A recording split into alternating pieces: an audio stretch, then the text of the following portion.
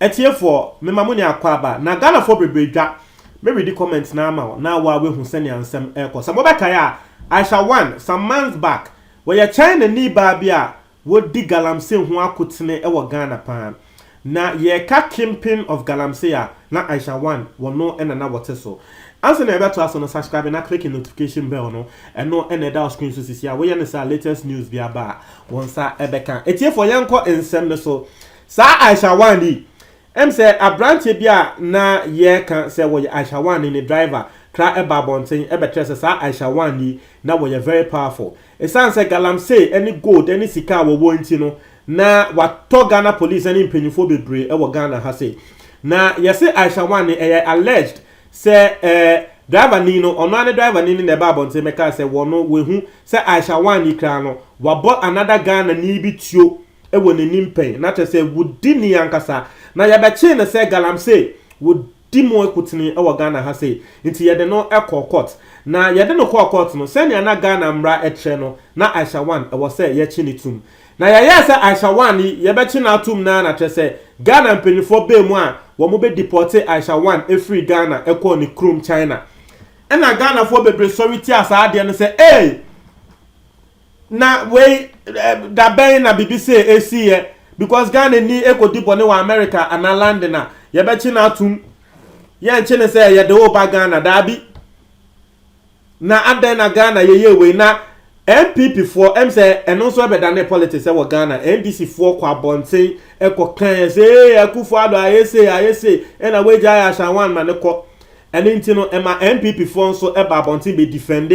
say oh that's right Aisha one eja ne ko no e good na sa time no so na Ghana so ye ko gi loan efi China for bi ho what ya say ya ko China na Ghana mpanyifo finance minister na nyama aka China ya ko akogi loan nti na ebi mususu say loan na ya ko gi no esan say na Ghana mpanyifo pese ye nya loan nti no enu hu ti no mo share da wo mo jai Aisha one ni because so mususu say Aisha one ni na oye very very powerful la woni Ghanaian ministers ni bi ehheheheh ho na eno na eye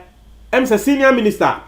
Kraba Bonten ebe kasa fan eye osafomafo ebe kasa fan say Aisha one year ye ja no say won kono say it will not affect the economy of Ghana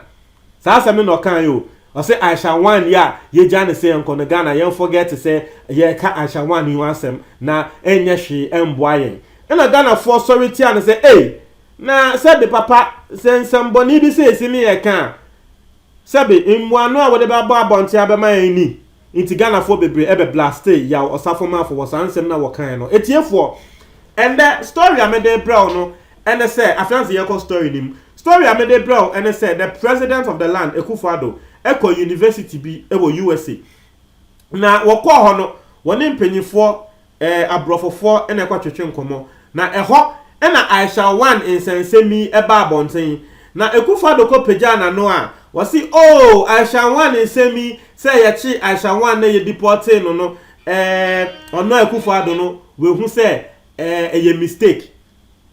na tre say Akufo-Addo is not accepting in front of Ghanaians say a mistake but okwa abrochi no ba kwaka wo ho say Aisha one ni a ye jai no a mistake na eno ena Ghana fo eti eye sansem Akufo-Addo ko kan wo USA eye university bia wo mo say masa ye nti ahye na ye kokọ apai say adan intiman panyi wote Ghana ha say wa hye ema Aisha one ni ye jani mu akọ wo ma wo communicators eye MPP for eko radio ni TV so eko defend sa ade na mo ye ne say Aisha one no mu deporting no senior minister Kraba Bonten ye de December 2 ja wo hwe se ne ansem no eko anankrofo eka say o di Ghana for atem na wa want to me an country Ghana for ewo Ghana ha say oh Aisha one in say me Aisha one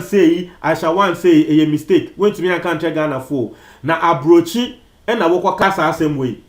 eno e na nkrofo aba Bonten a wo mo twabo president no na me pese me reading some of the comments a Ghana for can ewo assembly ho which are Adom FM for are reported on this matter, Peace FM for so are reported on this matter, a lot of Joy FM for so are reporting on this matter which are senior kwa nkofu bebre react a wo mo edi omo mbedi atem ebe ba edi atem wase wo mo asebi wo mbeka efutu sem so 824 ewo asem we ase na me pese me read some of the comments will be see. So now will the party communicators who defended that incident with their very lives, claiming government did the best thing ever to deport her, also come out and accept they made a mistake and also apologize? Asema nipa we kano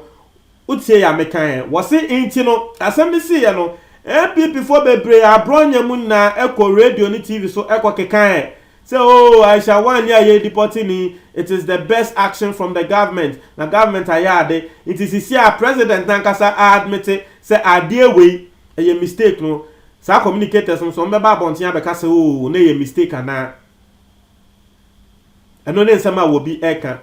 obi also say this clearly shows that most of the decisions were taken before informing the president. The nipa we so can say we extra pefe say eto de bia in semna esisi no in sema say the actions bia esisi because this is not the first time Akufo-Addo nankasa wa ba bontin crab campaign say he was misled in some of the things. Into no we kra etre na nipa we etre say we etre say sebe in semna ebi esi no nsem na esisi no utumi ho se Akufo-Addo no ade no nkofo eye ewo nachi bomu ye wo nachi wie ansa na wono Akufo-Addo no kra bohu na se bibisa wo ho dia then it's very dangerous na tell say president na ye hu ne say president no na tell say nyo no kra na wo govern oman no if something will happen before the president will even get to know there then I think there's a cause for alarm because and you say Ghana can come to me at my president who say BBC see there and the president really need to watch those around him. Obi also say Akufo-Addo voting for you in the first place was a big mistake and then asema will be Eka. Obi also say so you were just in a hurry to come and commit too many mistakes. What kind of president at all are you? If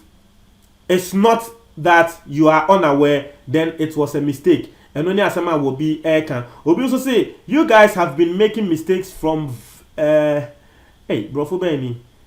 from the very day you were sworn in as president. And only asama will be Eka. But one fat day now can was say from very you were sworn in. It's me and Amaya editing from a very day, no, because I think that's what the person wanted to say. Obi also say Pokpok Bili is what Mr. President is suffering from. This time he couldn't blame John Mahama for exposing his own super incompetency. Now, there's something happening in Ghana. Very interesting. The AC ewo Ghana no. Now say, akoye say, buying a mistake Ghana. The first person I had no Mahama and NDC. Buying a mistake the first person I had Mahama NDC. Mistake BSC I say oh Mahama na aye. Mistake BSC oh NDC for na aye. Na say ye nim say Ghana for BEC for sebe womu enya placement a womu call for self placement no yema womu nia ekogu Independence Square na omo doson wo ho atrese na chaotic bi mu efenti ene nyama na education minister be babonte nsem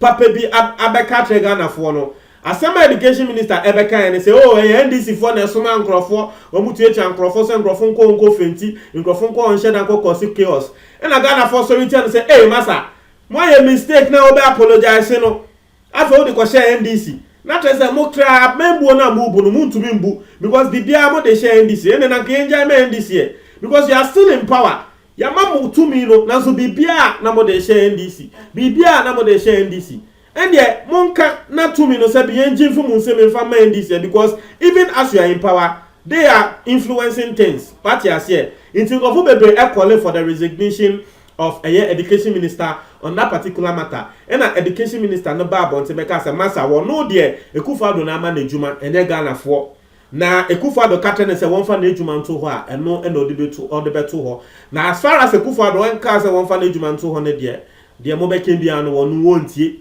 eno ne nsem education minister no odibeto and obviously he didn't say it this way me and about paraphrase American say but going back to this matter and coming back to this matter no and no any the same thing and I will be can say